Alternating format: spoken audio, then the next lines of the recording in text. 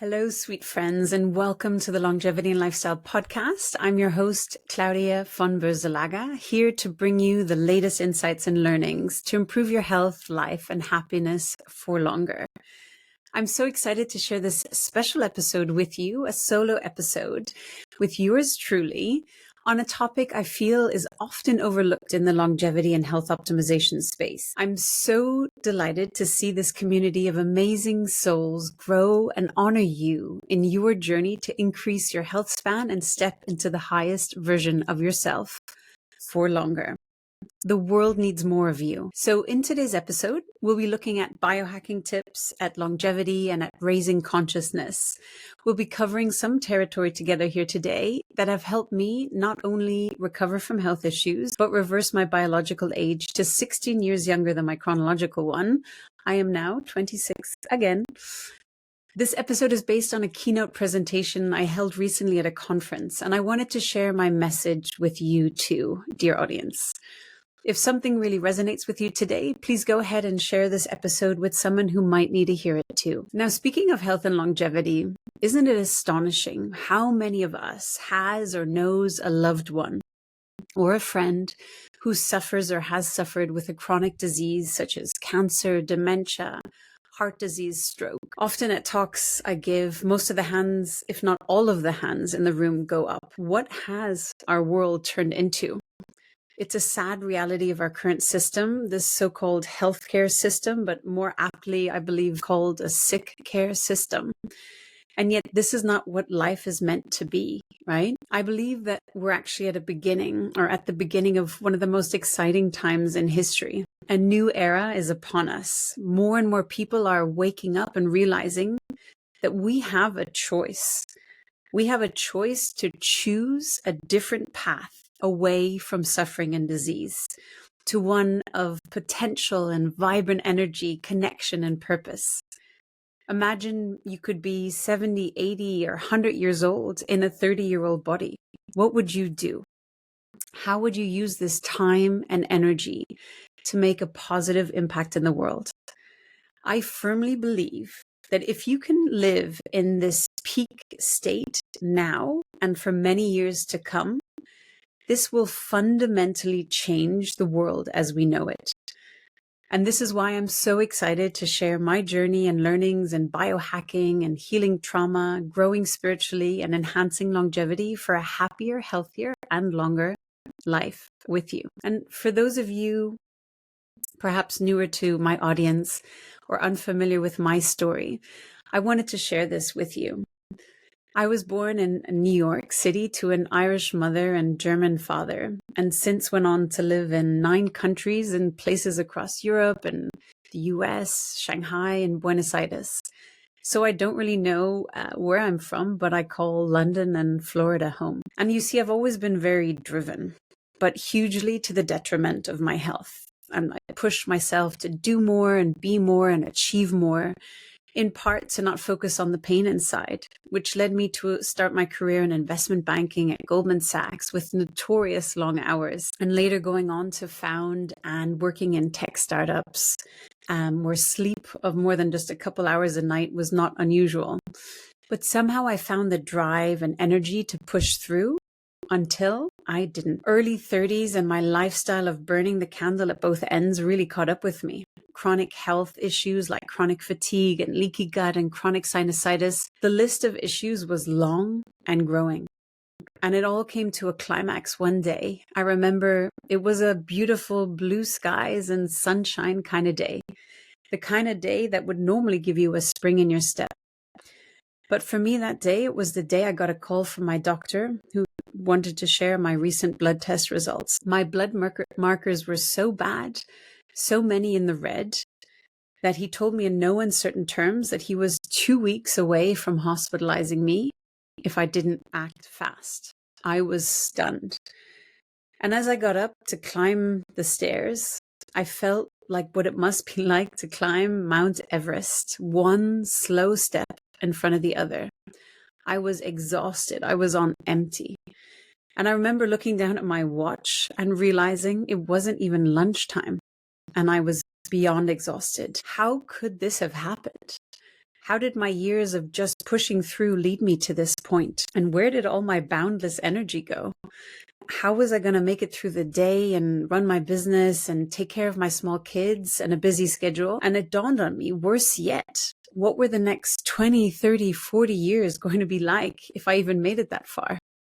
In that moment, I viscerally felt what a disease-ridden life could look like. And in that moment, it clicked. Enough was enough. This was not my destiny. This was not who I was here to be.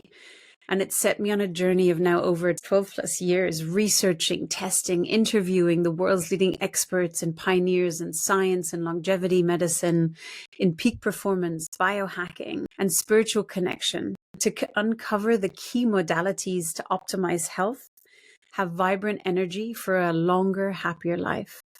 I studied and trained in health and life optimization coaching and peak performance and NLP, meditation, Reiki mastery, and went through trauma healing processes, including plant medicine.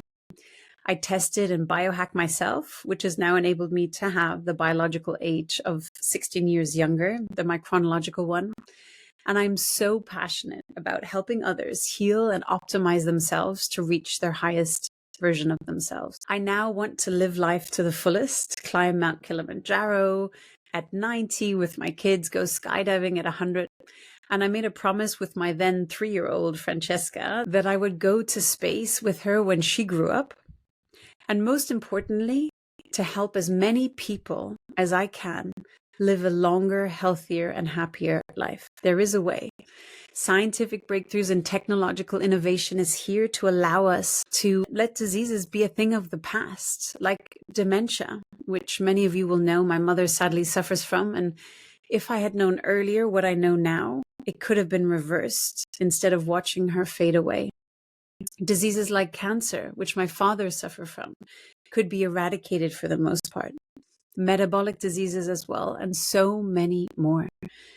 The time has come for this needless suffering to end. So let me share some of the keys to longevity that I've learned along my journey, which I've come to realize fall into a triad for longevity, comprising the body, mind, and spirit. Each piece essential for stepping into the highest version of yourself for longer, which, by the way, can also help you grow younger too. When I began my journey, I thought it was all just about optimizing the body. But in my quest, I realized a key to longevity and optimization lies in doing the shadow work and healing the trauma, so you can step into a higher consciousness and align with your true purpose. I'll share more about this shortly. So let's start with the body. I believe the body is your temple for housing your divine self, one that deserves the utmost respect and maintenance throughout life's journey. Yet so many of us, myself included, have forgotten this along the way. Instead, we use and abuse it, in part because we've been confused and even brainwashed by billion-dollar budgets to believe consuming highly inflammatory, highly addictive, toxic food and chemicals put in the medicine we feed our bodies daily, our food, is somehow good for us. This, coupled with the chemicals and radiation we're exposed to, not just in our foods, but in our products that we use and in our environments, it's making us sick. What is the result? An epidemic of chronic health issues, over-medication, disconnection from our bodies, and their intrinsic ability to heal. Our current healthcare system is broken. Many of our doctors are overworked with an average of 6 minutes per patient. And medical schools are not teaching anything about nutrition, the medicine we feed our bodies every day. Instead, the model is diagnosis, prescription, and that's what's pushed. And it's no wonder when you look at who is actually funding medical schools. Yet, the magic is available to us. When the body is given the right support, the right food, the right hydration, rest, healing, the body can work wonders for us, many times healing itself and even aging backwards. So here are some key strategies and biohacks for those starting out to better support your body. Number 1, test and repair. What gets measured gets managed, the expression goes. You need to know your baseline, also so you can track it over time and see how you're doing. So this includes looking at biomarkers in your bloods, and you want to ensure that you're looking at them from a functional medicine perspective and that they're in the optimal range for you, not just how the average range is for the average population. You might also want to test your gut health. You may have heard your gut is your second brain, so healing and optimizing your gut is crucial. For me, between my years of eating disorders, high stress work environments, together with my love of travel to exotic places, led to my gut health being in a pretty bad state, from too much of the not so good bacteria to too little of the good bacteria and lovely parasites and H. pylori. Thankfully, that's all been solved and helped me get my high energy back. You also want to check your hormonal health, which is super important. We're faced with real challenges to our health and so many endocrine disruptors from plastics and BPA, wreaking havoc on our hormonal health. Did you know that men's testosterone levels decrease 1% each year from as young as age 30? And women, well, we are very complex. And from the age of 35 or so, hormone levels begin to change as perimenopause can begin. And this has a real impact on the quality of our lives. Did you know, as shown by research from biological age testing company GlycanAge, that women age biologically on average of 8 to 9 years? In that 1 year between their last period and 12 months plus a day when menopause is officially declared, 8 to 9 years. It's because estrogen falls off a cliff, much to the detriment of women's health and well-being. This is why bio or body identical HRT is so crucial, and thankfully the myths around HRT have finally been debunked. Another thing really important to check is your toxins. Exposure to mold, which can happen in your house if there's leaks or even between the walls. Heavy metals, which can be from mercury in fish to mercury fillings, and others. You can even consider having an air filter system in your home too. For me also, I found doing a cortisol response test really helpful, especially if you've spent years working in high stress environments. I had given myself adrenal fatigue along the way. If you're over 45 or 50, looking at a recommendation from leading neuroscientist Dr. Dale Bredesen of doing an annual cognoscopy, checking your cognition and keeping up to speed on that. Also, functional genomics is super exciting because even though you can't change your DNA, you can change if those genes are expressed. It's like a light switch. It's there, but you don't have to turn it on. So much depends on your epigenetics or the environment inside and outside of you. Also, biological age testing. I believe GlycanAge is one of the most reliable ones because the marker is one of inflammation in the body, and this helps to establish a good baseline and keep you informed of your progress. You can also consider doing a full body MRI screening for early disease detection, which is shown to be quite powerful too. I know a close friend used it to discover she had stage 1 cancer that could successfully be treated, thankfully, which otherwise might have gone unchecked. This episode is brought to you by Apollo Neuro. Since I began wearing my Apollo in November, I've hardly taken it off. Literally, I'm obsessed. Apollo's wearable technology uses soothing vibrations to naturally regulate your body's stress responses and improve sleep quality, crucial for long-term health and longevity. You can wear the device on your wrist, ankle, or clip to your chest, and the paired app has different vibration settings for waking you up in the morning with more energy, to focus time, calm, and helping you wind down in the evening. It also has an innovative stay asleep feature, which turns on if you begin stirring during the night, allowing you to sleep soundly throughout the night. Users report up to 19% more deep sleep, a 40% reduction in stress, and an 11% improvement in heart rate variability. Apollo tailors also for women, helping to manage stress associated with hormonal fluctuations. So if you're looking for a way to enhance your well-being and support lifelong health, you'll love Apollo. It's not just a wearable, it's a lifestyle enhancer. Check out Apollo Neuro today and save an automatic 15% off an Apollo wearable by visiting apolloneuro.com/Claudia. That's APOLLONEURO.com/Claudia, CLAUDIA, or use code Claudia at checkout. Another way for supporting your body is regaining vibrant energy. This, I believe, is so important. Don't we all want to have this? Well, through understanding, rejuvenating, and optimizing your mitochondria, you can. Mitochondria, many of you might have heard it. It's definitely a trend word these days, but they're the energy packs of your cells responsible for producing the energy that fuels every action in your body. When your mitochondria are functioning optimally, you feel more energetic, focused, and alive. So let me share some biohacks, some ways to optimize your mitochondria and thus your energy. Paramount is sleep and sleep hygiene and timing. You see, I used to embarrassingly think that I could sleep when I'm dead. This was the 20-year-old version of me. So anyone else who might have done that, yeah. But I've now learned the importance of what goes on during our sleeping hours and why it's so crucial to get quality sleep. You see, it's the time that when the cells are rejuvenating and detoxification happens. And that's why getting 7 to 8 hours of quality sleep is so vital. And by the way, that means typically being in bed for 1 hour longer to get the quality sleep time in. I like to track my sleep with an Oura ring, for example, and I leave it on in the airplane mode overnight to reduce EMF radiation. And it's helped me to better understand how my sleep cycles actually work and what impacts my sleep and how I can optimize it.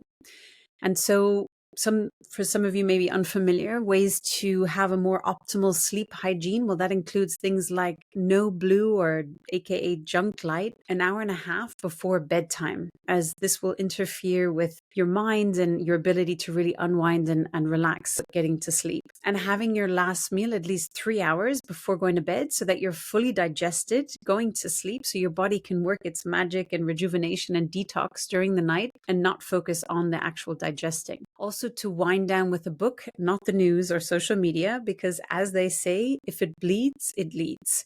So no sensational news that will raise your cortisol levels. Sleeping in a cold, like 65-degree dark room is shown to be really great for your health and sleep quality.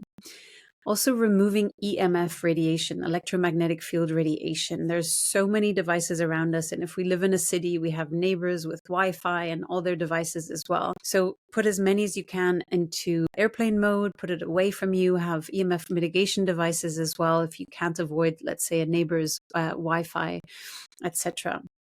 Another thing that's really important is nasal breathing. So you want to increase your oxygen uptake through nasal breathing. And you can even use mouth tape. I know it sounds not very sexy, but it's proven to work wonders. There's a brand called Myo Tape that I like. It goes around your mouth, so it doesn't actually cover your mouth. And I find that my cognition in the morning is even sharper as a result. Another important way to improve your mitochondria is through movement and mobility. But think of the minimum effective dose. You see, there is a danger in over-exercising. I used to think I had to kill it at the gym for 2 hours at a time, 1 hour of spinning, 1 hour of weight training. And not only was it taking up a huge chunk of my day, but it was actually zapping my energy because it was depleting my body's nutrients and minerals and actually increasing inflammation, the exact opposite of what I was trying to achieve. So it's about finding that minimum effective dose of cardio and weight training, really important. And women, please listen to this as well. Super, super important to optimize your body. And also building in recovery days, which are just as essential as well. And in terms of mobility, we can't forget about this. As we age, we need to maintain that full range of motion and movement, essentially, for optimal health. I know Dr. Kelly Starrett, an expert in this, I've had on the podcast. He was still doing splits at age 50. So very impressive and something to aim for. We also want to look at nutrition and when and what to eat, because the goal is to achieve what they call metabolic flexibility, which is the ability to adapt the body's fuel selection between glucose and fatty acids. Metabolic inflexibility is linked to insulin resistance, obesity, and type 2 diabetes. And what I find super helpful is to just stick on, even for 2 weeks or even a month, right, a continuous glucose monitor. You just put it on the back of your arm. Some countries you can order it online. In other countries, you can get a prescription from your doctor.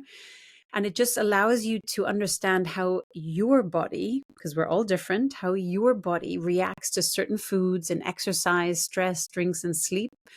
And it's key to understanding how you can keep your blood sugar levels in that optimal range. I'm a fan of Levels Health for this as well.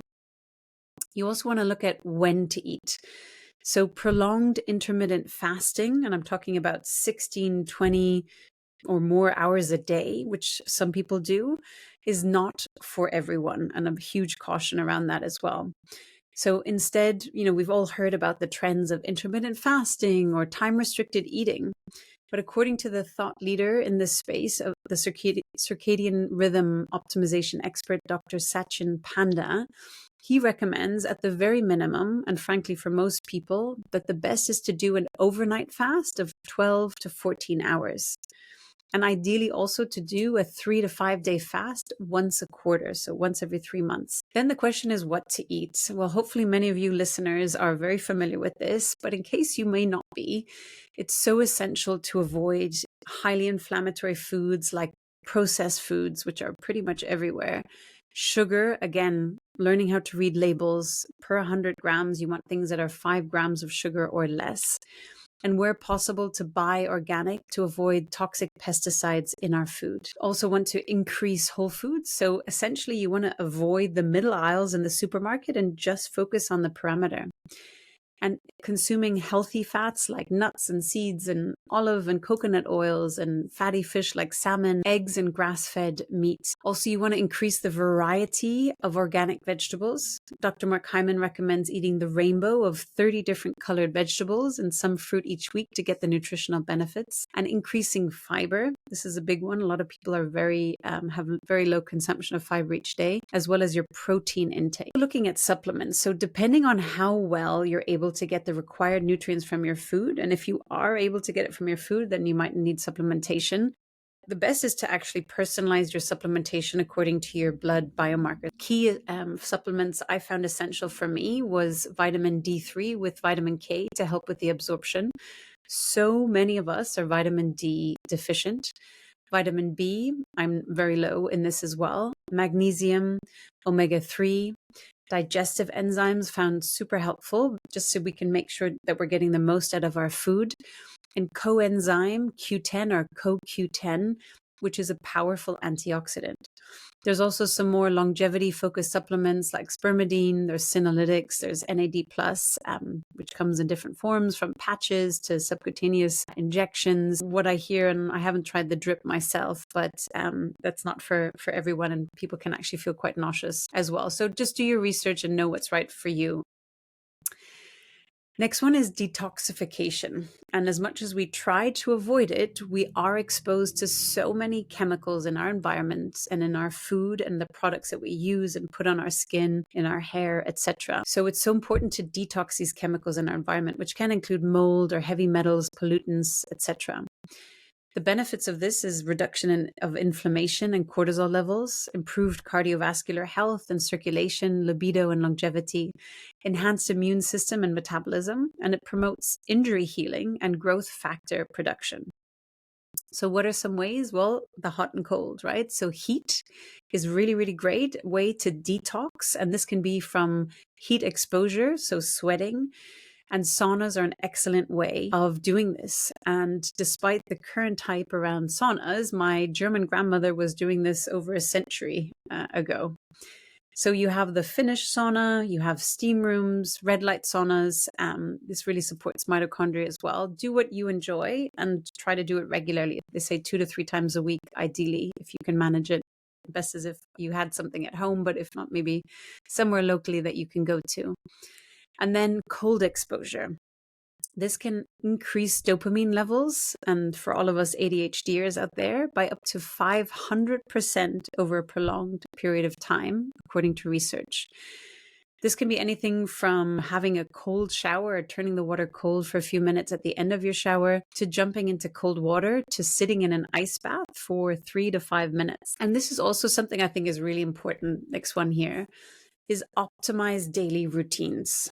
The idea of you need to just think once about it and then roll it out from there. I'm a huge fan of designing optimal routines to really help avoid decision fatigue.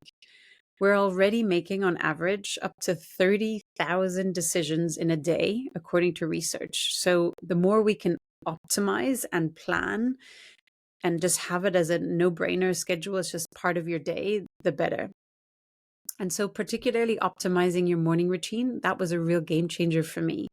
For me, it included getting daylight exposure first thing in the morning to reset circadian rhythms. Also doing heart rate increasing exercise first thing, which promotes BDNF production, that brain-derived nootropic factor, which is like a fertilizer for your brain. And breath work and meditation practice with some visualization and morning journaling, followed by a cold shower and an organic green juice to detox and replenish your body to start the day. Another big one is managing stress, which is huge for longevity. Looking at metrics like your HRV, heart rate variability, your breath, and meditation can be really helpful. We're living in a chronic stress epidemic, and it's hugely to the detriment of our health. So you really want to monitor stress, and you can do, for example, the cortisol response test, but even just checking in on your HRV levels and your resting heart rate. And great tools for then managing stress include breath, meditation, and smiling. When you smile, you tend to relax, and it triggers the body to thinking that you are safe. It can really create your state. And the beautiful thing is that these 3 things are all free. So let's look at part 2 of the triad for longevity, which is the mind. And you don't see it, but it controls all that we do. And I mean, how many of us are focused on optimizing our brain health? I've had the pleasure of interviewing some of the world's leading neuroscientists like Dr. David Perlmutter, Dr. Dale Bredesen, Dr. Kristen Willemeyer, and Dr. Julia Jones, who are showing that not only can we reverse conditions like Alzheimer's, Parkinson's, and other cruel diseases, but that we can optimize our brains for better memory, focus, and cognition for many years to come. So what can we do to improve our brain health? Well, focusing on consuming food and supplements our brain loves, like avocados, blueberries, broccoli, olive oil, eggs, green leafy vegetables, fatty fish, salmon, mackerel, anchovies, sardines, and herring. Anti-inflammatory spices like turmeric and curcumin, walnuts and dark chocolate. Yes, chocolate, which I love. Ideally 85% or more cacao content, and a great brand made with organic stevia, which won't elevate your blood sugar and is actually good for you, is by Nomo Sue. So a shout out to them, and you can check them out. Nomo Sue is no more sugar, and they've got delicious chocolates that are actually healthy for you. Also, using neuroplasticity to rewire your mindset. This was a big one for me. Our brains are elastic, so you can create new neural pathways even as you age. What does that mean? Well, imagine you have a tendency for a negative mindset where your default thinking is being your biggest bully. That pathway is like a superhighway in your mind. With a trigger, it goes right there. While the maybe optimistic, positive mindset is more like a jungle path, and it needs a lot of clearing with a machete to get there. With repeated practice, you can shift the pathway and your mindset from the negative to the positive, essentially creating the positive mindset as the superhighway and the negative one as the jungle path. I can't emphasize enough how critical mindset is, and rewiring it for the positive so that we can stop beating ourselves up and instead become our biggest cheerleader. As part of this, a meditation practice is really, really phenomenal to incorporate. And again, it's a practice of something that you do regularly. I love that neuroscience has caught up with ancient practices like meditation, so we can see on brain scans how meditation, a free tool, can synchronize our brain waves, help us thicken the corpus callosum, which is a connection between the left and right hemispheres in our brain, and become more creative, intuitive, and develop a higher EQ. Another tool is breath work, which is excellent to help calm or energize the mind. It's free and readily available, found at the bottom of your nose, right? There are beautiful calming breathwork practices like box breathing used by the US Navy SEALs, which is essentially breathing in for 4, holding it for 4, breathing out for 4, and holding it out for 4. Also, energizing breath practices like fire breathing to Wim Hof breathing and holotropic 1.5 hour breathwork sessions. These are really, really powerful and typically a free tool as well. Another one that is so beautiful and important is gratitude and presencing. Thinking of the future causes anxiety, and thinking of the past causes depression. But being in the now is actually all we have, presence. As Eckhart Tolle says, that life is just a series of nows. So a gratitude practice and being in the present moment will also help raise your vibration and help rejuvenate you in an instant. Some other brain biohacks are for neural pathway rewiring using those cool devices like BrainTap, or I'm currently loving the Neurovisor. There's nutritional mushrooms like lion's mane, reishi, and cordyceps. There's vagus nerve stimulation devices for calming stress states like Sensate or Pulsetto.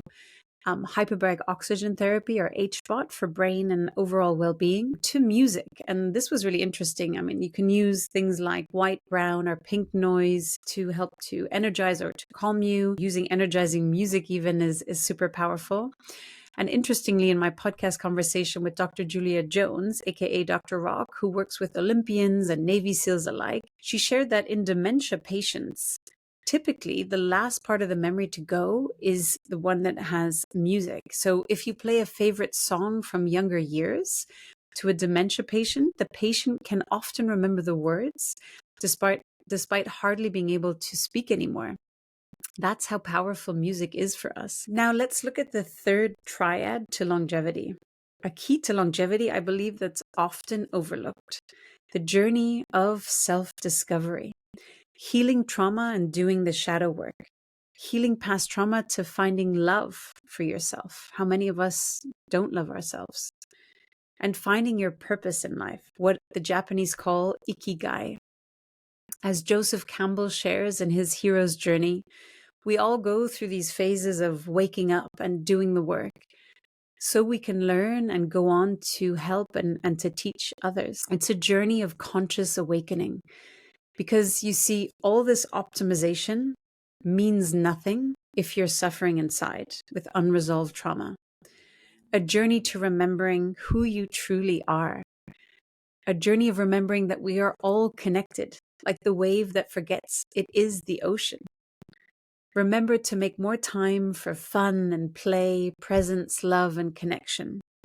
Each of us needs this, and the world needs this more than ever. This has been a key part of my journey too. You see, I grew up in a house where we didn't talk about emotions. My mother, an eternal optimist, always just reassured me that tomorrow's a new day. My father, who was born in 1938, war-torn Germany. So any problem wasn't really a major problem that needed to be solved.